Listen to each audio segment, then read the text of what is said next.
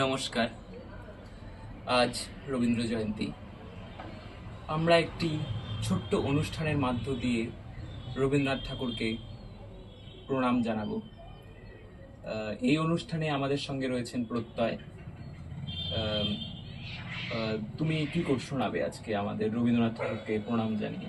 আজ বিশ্বকবি রবীন্দ্রনাথ ঠাকুরের জন্মদিবসে আমি তার লেখা একটি জনপ্রিয় কবিতা, প্রশ্ন কবিতাটি আবৃত্তি করব। বাহ, শোনাও।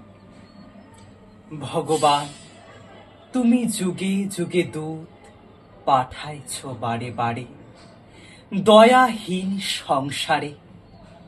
তারা বলে গেল ক্ষমা করো সবে, বলে গেল ভালোবাসো।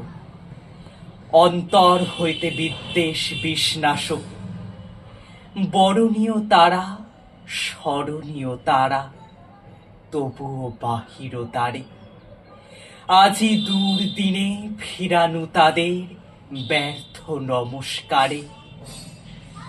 আমি যে দেখেছি গোপন হিংসা কপট রাত্রি ছায় হেনেছে নিঃসহায়।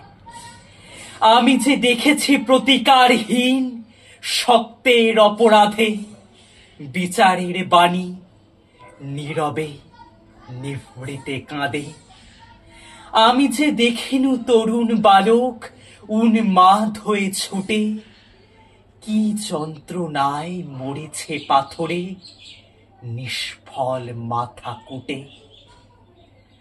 কণ্ঠ আমার রুদ্ধ আজিকে বাঁশি সঙ্গীত হারা অমাবস্যার কারা।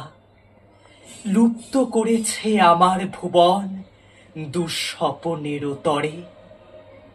তাই তো তোমায় শুধাই অশ্রু জলে।